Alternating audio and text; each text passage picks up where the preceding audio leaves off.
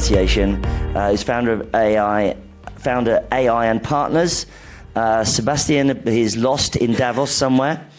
And finally, we have Tammy Schuring, who's CEO and co-founder of Polymathic. Right. So, right, yeah, okay. I'll just get my notes up here. Sorry, everyone. I'm supposed to be here.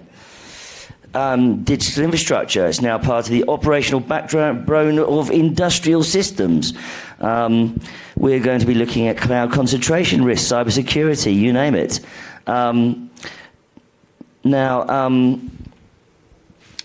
One of the issues that let's kick this off. When digital infrastructure fails today, what breaks first? Is it IT systems, production lines, safety?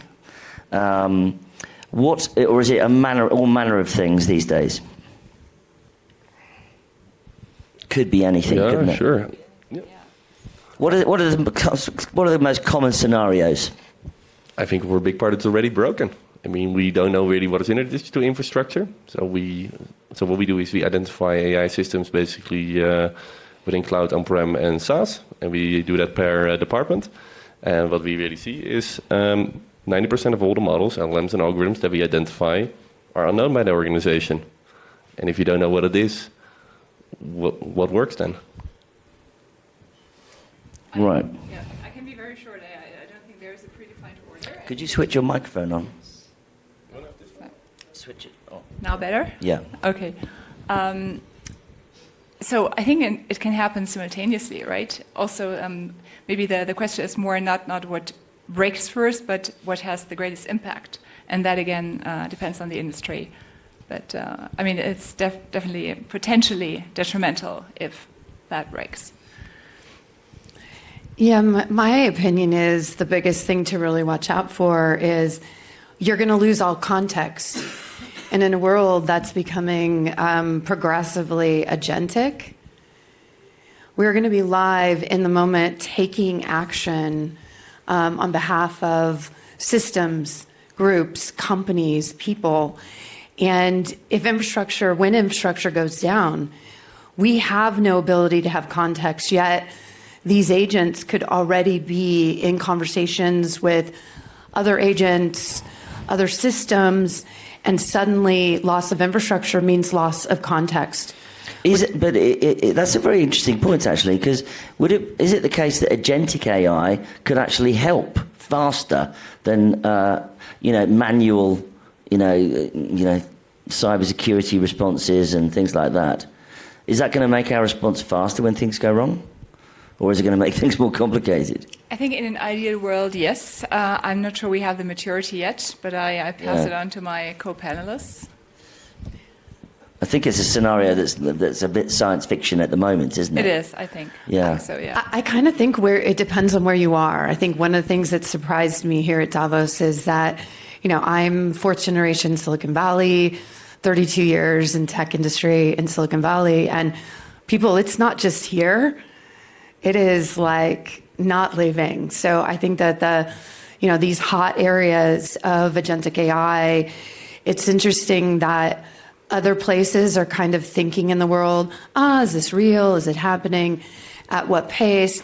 And, as someone who's been in cyber for over 2 decades, my answer to you is absolutely agentic AI is going to help, because when we rely on humans and systems that take more time today to determine root cause, to determine location of risk, when we can have agents working for us, they definitely have to be parented, and I use that word very specifically, but we have the ability to see and take action like never before.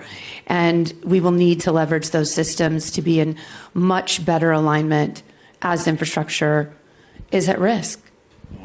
You're doing auditing a lot of companies, right? Is that right? Me? Yeah. No, what we do is basically prepare all evidence. So also with agentic AI, I would be lying basically if I'm a specialist in agentic AI. But what we basically do is we categorize and map actually everything within your digital infrastructure. So the next layer. So we actually, what we say, we're quite boring. We do step 1, 2, and 3, so you can understand that. And then the upper layer is the application. It's mainly agentic. Yeah. Right. So I can very much relate to what Tammy just said, and I'm also by nature I'm an optimist, and I think that is where we're heading. At the same time, I have been very in my last role, where I was global head of AI governance at Zurich Insurance. I have been particularly intensely involved in the World Economic Forum's work on agentic AI governance, and I'm still doing the same in the context of a bigger United Nations project. And I do think that we are on our way to govern AI agents in an appropriate and future-proof way, but I don't think we are there yet. So I love this future scenario, and hopefully we'll get there soon. Whether we are there today already, let's see. Well, I mean, there was the MIT study, wasn't there, that said that 95% of AI pilots in companies never went to full production. Yeah. But that's becoming a little bit old now, that data. So where are we now, do you think? Well, that data is from October, and it's in October. in the world of AI. That's like 5 years ago, right? Yeah, exactly. It's so literally so last year, but it is a very important statistic, and if you look at the digging into the why, huge part of it is the lack of context, because obviously, how is something going to take action on your behalf, on the behalf of a company, a product, if it doesn't know you? So the critical area now in terms of leaning in is how do we get enough context available to enable agentic AI to grow into its power, its ability to serve people, companies, and humanity. But in that, it's going to require a major shift in the supply of context. We can't be dependent on companies extracting our data. That needs to stop. But we need to be able to leverage maximum context. And that's the difference as to why things are not getting off the POC floor and into a return on investment. There's still a lot of concentration of systems at the moment. Some firms run critical systems on 1 or 2 cloud providers.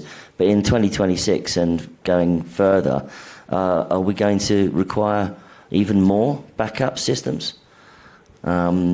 There's so many kind of risks these days. There's state actors, the bad guys out there. There's the non-state actors. There's just data sets breaking. There's script kiddies and hackers and AI powered hackers who, but really up until now, needed a lot more experience, but now teenagers in their bedrooms can do a lot with AI right now. So what are we going to do? Are we going to have 3, 4, 5 backups out there in the cloud? Who would like to think about it? Yeah, so you're raising a great point. I do think that working on the backups is definitely a very valid approach. I would approach it from both sides. I would also recommend a multi-cloud or a hybrid approach. Working with private and public cloud providers, also with local. Are we going to go back to on-premise or something? I mean, to me, from a risk perspective, it's all about diversification and how do you diversify, right? I mean, we do have the current provider landscape, which is very heavily focused based in the US. I mean, this is still there. There are many big providers, Azure, Google, and AWS and the like. So ideally, you diversify your portfolio to the extent possible.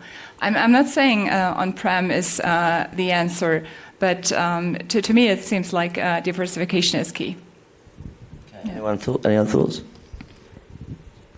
I think that there's a new resurgence for private cloud, and I agree hybrid. And I think also looking at what it is, how you're going to distribute, like what are, and I wonder if you've got some things to say about that, but on like what pieces should be distributed inside our own personal cloud. Are there any elements that should be on premise? And what do we leverage with these three, major tech giants and the future for tech giants? It also needs something we need to look at in terms of risk.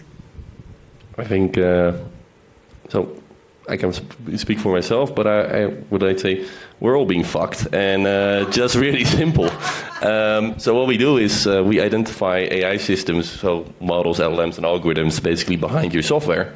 Now, if you use Microsoft Word, you have 22 different analytical models basically within that. We also see on the basis of recalls that they're on. We can also see in the cloud which models, LLMs, and algorithms are there. So, for example, we'll just call them out because the CEO told me of that. Now, we all know Zscaler. Now, a big revenue model of them is they have a model that they basically implement, that they have a deal with AWS. That model basically can read all audio files and they can make functional data of that, and then AWS uses that. Now, we see literally on the platform these models are there. We see that within banking, hospitals, everywhere basically around that. And our personal mission basically within this, how can we make the user independent again? And that is really like, how can we translate the information, basically what is needed, and that's where we mapped, and that's where we focus on. And in reality, we also track the models and LLMs with agentic AI. But personally, most tech products that a lot of people are talking about, they're just not making money yet. So let's be honest, that is a future project that we go there. But it's not yet there. What do you mean by that? Not making money? What do you mean? It's not making a return.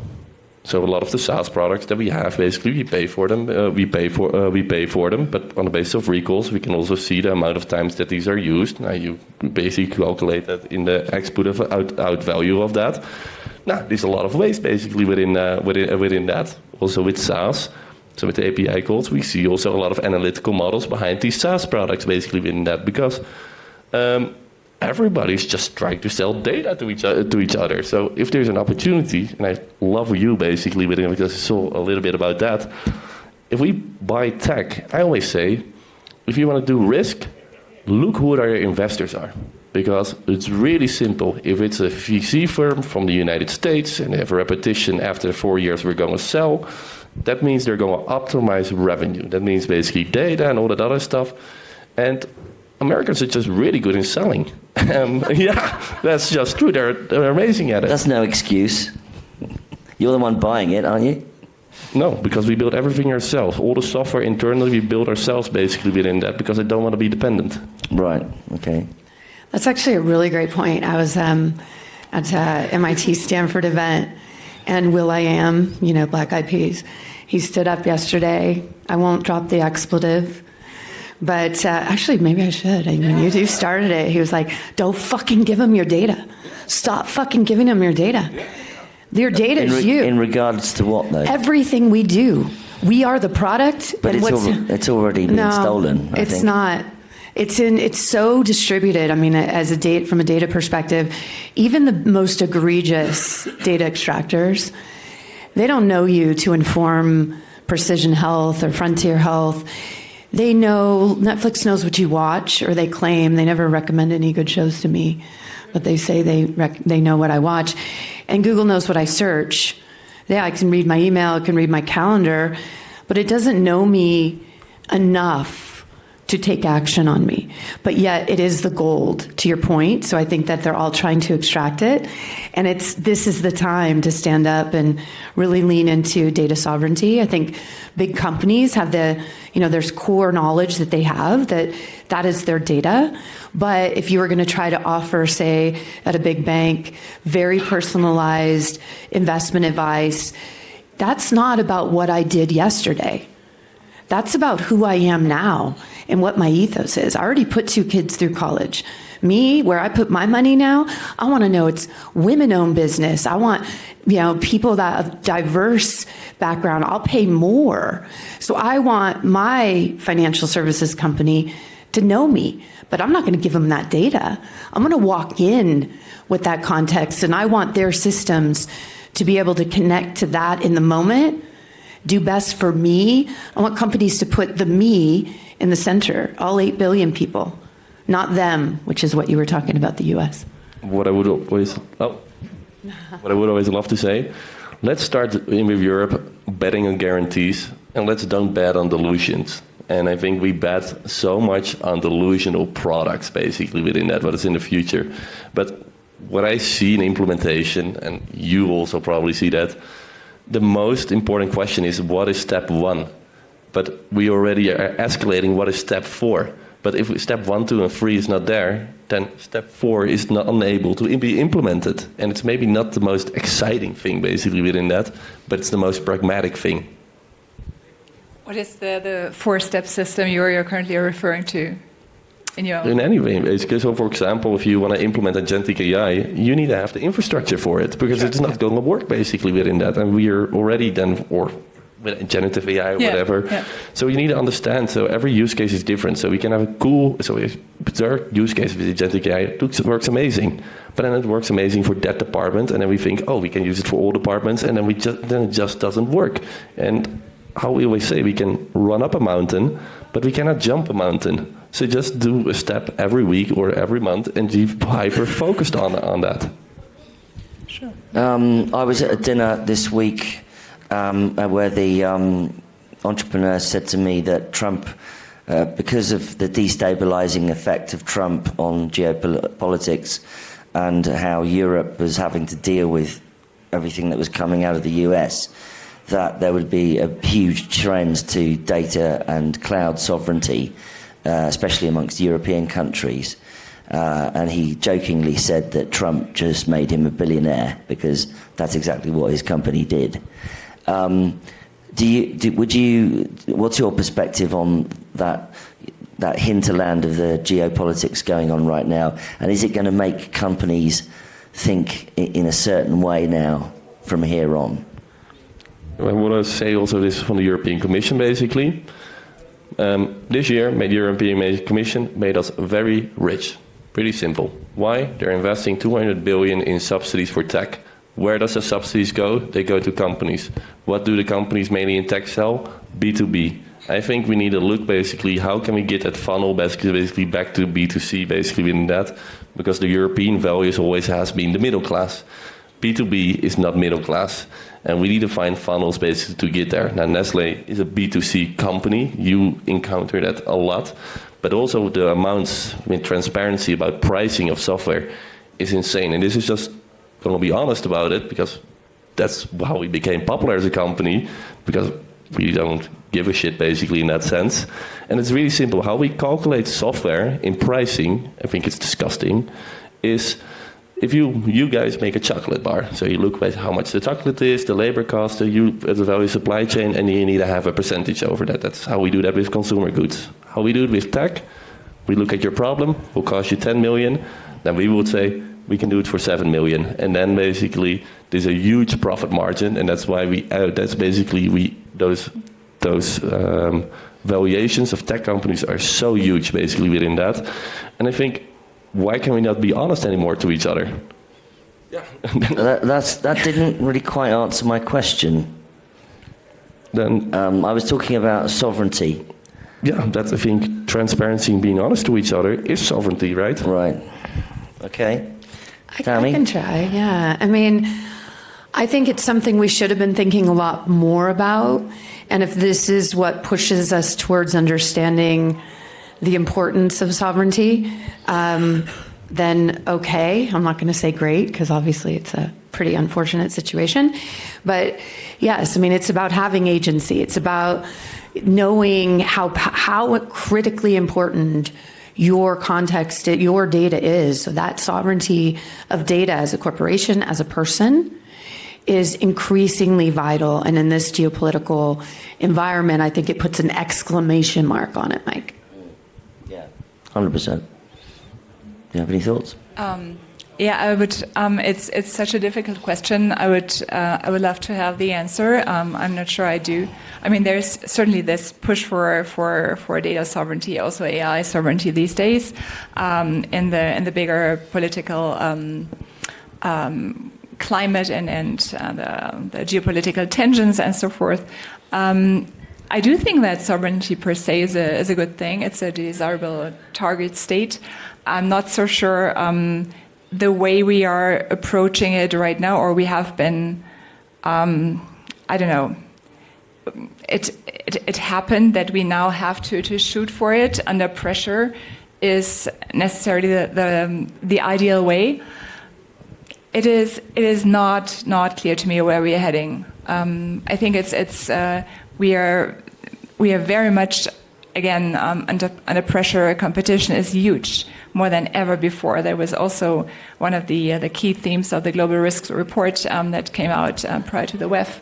And sometimes high competition can be inspirational and can drive innovation and all of that, and sometimes it can also trigger maybe immature decisions. So, could my helper at the back, could you close that door, please? That'd be great. Thank you. Let's go back to AI. So AI being implemented inside companies, and that's kind of obviously creating a whole new set of potential risks, etc. But it's also becoming part of infrastructure, isn't it? Because companies just rely on it. I mean, when ChatGPT goes down, quite a lot of work suddenly stops, doesn't it, these days? And that's just obviously just quite simplistic. It might borderline facile comment, but it's becoming very, very important. In fact, in the UK, there was a huge controversy because the police were using Microsoft and had Copilot in it, and the Copilot was coming up with totally incorrect information, which led to all sorts of very controversial political decisions being made. So with the AI now being part of infrastructure now inside companies, how are people managing it, basically? So from my perspective, again, AI can also be leveraged on the control side, which is fantastic, right? AI can help control and improve and safeguard AI systems where AI is being deployed in the production space, wherever, across all industries. At the same time, I think we have to be much more focused already today on controlling and understanding what the AI does. So in various roles I had so far, I was focusing on integrating AI solutions into our third-party governance and risk framework to also to monitor them in a way that that provides robustness and ultimately AI safety, right? Because I hear that expression quite a lot. We rely on AI. I mean, rely is a bit like we hope and trust, right? But trust needs to be built. We need a very solid foundation for that, and I think a high level of control is a solid basis for trust, and we have to have that control. And also, again, right now that we are really rushed, we have to deploy AI, we have to scale it fast. I mean, that's just the reality. At the same time, it also has to be properly understood, and this is not that easy, but crucial. Yeah. Is there any parents in the room?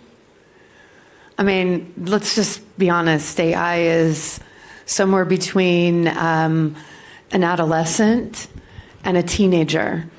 Are you going to let them have keys to everything, including the car and the liquor cabinet, and just say go? No, you're going to parent. You're going to have guardrails. There's going to be controls. There's going to be rules. But just like with the parenting analogy, it has to grow. It has to evolve. It is what we need to be investing in and betting on. So I think, like, to your point about rely, it's not about rely, it's about integrate, and it's about coach. It's so coach the AI, be present, figure out ways to incorporate AI as a part of the methodology that extends the team. It is not the team. Right. Well, we're going to have time for questions if anyone wants to throw some questions at the panel. What are your final thoughts on the subject? Digital infrastructure, AI governance, cybersecurity, operational stability. What's some closing thoughts on where you think the things? Well, if you have a crystal ball, what do you think are going to be some of the things that we need to look out for in the next year or two? So if I may start, I can very well relate to Tammy's point, and I think in the whole AI hype, whether or not we are still in there, I think we are, it is so important these days, given the current maturity level of AI, to see AI as a collaborative partner that augments human and not, it doesn't take over yet. And there was a nice in quotation marks example, a very illustrative example with Waymo in San Francisco some time ago, right? When there was a power outage in the city, all the traffic lights went out. And that was not programmed or coded for Waymo. So what did they do? They stopped wherever they were, and that could have been in the middle of a crossing, right? So that was a wonderful illustration that there is so much intelligence in AI, but not like real intelligence yet. And that is why we should not rely. We should validate. We should stay in the driver's seat, and again work together and benefit that way. Good point. Yeah. Great illustration. Sir? I think I have beautiful mentors, and they're American, British, and Chinese. 3 billionaires also. And they really helped me basically with it, and I credit them everything basically towards them. And it's really interesting to see these 3 continents basically together. And I get a lot from China because one of my mentors is the founder of the biggest battery pack producer in the world. And what we see in China with AI is beautiful, because the thing is, we talk a lot, they implement a lot, and they have real big use cases basically within that, and real productivity comes from that, because I think personally our focus is too much on capital markets over here. And China doesn't measure things in capital markets, not basically the economy that they have. Their economy and their benchmarking is only on output, because they know if we mass produce that, we have agility. And when we have agility, the time will come and we can basically use that and we can scale. Everything when we want to do something, somebody comes with the question, capital markets. And that means we are not agile. That's because they're a dictatorship, right? I wouldn't. So you can do that when you're a dictatorship. And America is now much different, and I'm half American, invading countries around. That's a controversial statement. Do you have any final thoughts? Yeah, I mean, I think obviously the question you asked, Mike, I mean, how many more words can we put in there, right? Like there's a lot at stake in all of those things combined. And I think that there is a perspective change that's needed. And I think to your point, what you're kind of saying is that when we put the quest for the dollar at the center, we stop building for humanity. And so we stop thinking about what serves our customers, our employees, and we stop seeing what serves the planet, our communities. And I think that if we start changing that point of view and we actually use this agentic moment, it's the biggest transformation in my lifetime. I know that. And I lived through the dawn of the internet and the cloud and cybersecurity and like in tech. This is so much bigger. But if we use it as a way to now finally flip the model, to know that if we walk in with the system that everything is running on is about data. The data is the gold. So if we flip that system, it has huge implications in terms of how AI serves us, the companies, energy, and the climate. So if we start there, I think a good cascade comes out. But if everything is like hand in front of the face, all about the mighty dollar, we don't get nearly to as good of a place for all. Right, great. Well, wise words. Any questions, anyone? Go ahead. We talked a bunch about... I'm going to give you a microphone. What's your name? David Yoskowski. You talked a bunch about how data is a gold mine and how, for example, will.i.am famously said that we should not give data to anyone. How does current projections about revenue, etc., valuations balance with this push towards sovereignty, towards protecting our own data, towards making sure that we don't overshare our data and so that we don't give our data, for example, all the way to the US or to multinational corporations there? Where does that revenue model come in? How do we balance the growth of AI, the potential for growth, etc., with the reality that consumers, individuals, real humans are wanting this sort of protectionist idea around their own data, their own identity? Okay. Broad question, but, you know.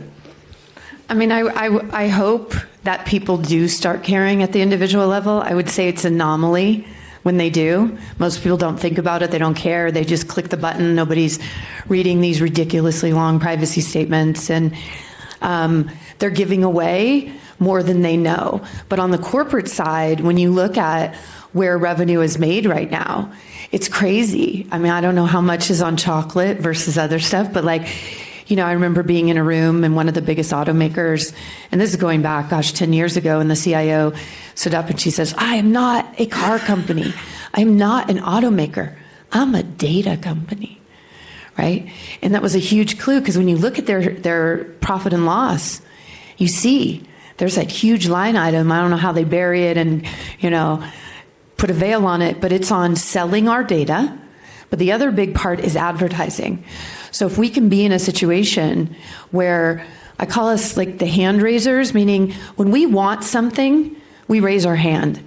We need to be found as consumers versus throwing all of this money and noise, this whole attention economy. It is so dangerous. Look at our children.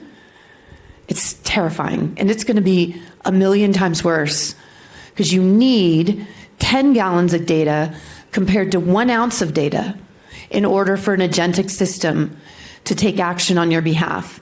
So you're going to see this explode unless people stand up, and unless even companies realize to get to that revenue that's really compelling and to be competitive, build the systems that serve their constituents, their customers, their users. And that's not about selling our data and creating money from advertising. Any other thoughts on the data subject? Good. Final questions, anyone?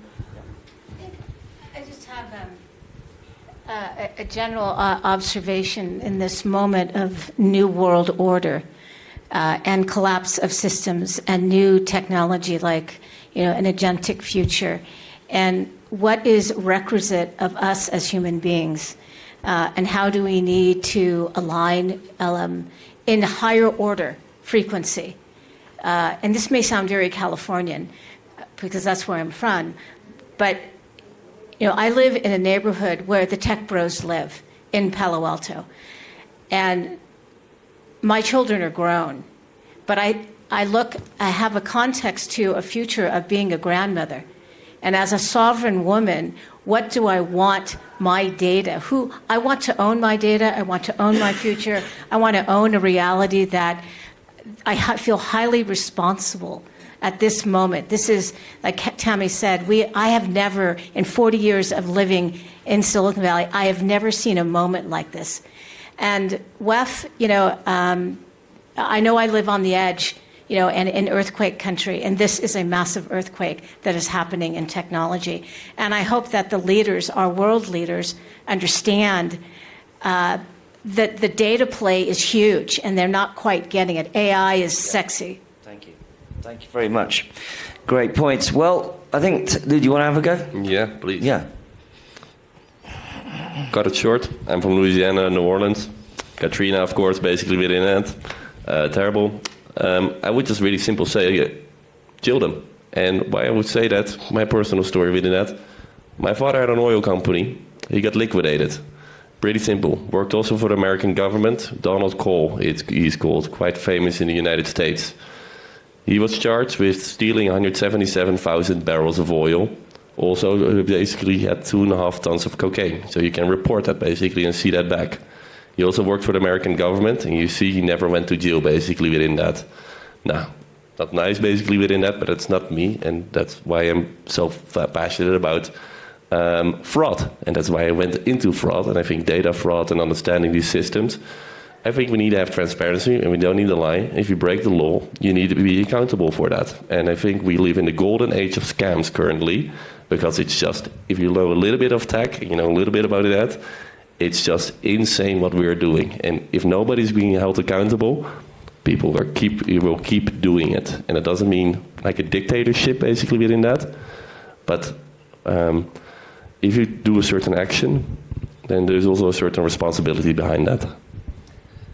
Well, goodness me.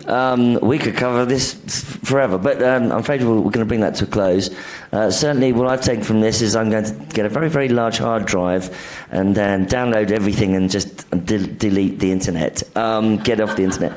Thanks very much for coming, everybody. Hope you have a nice time at Davos. Cheers.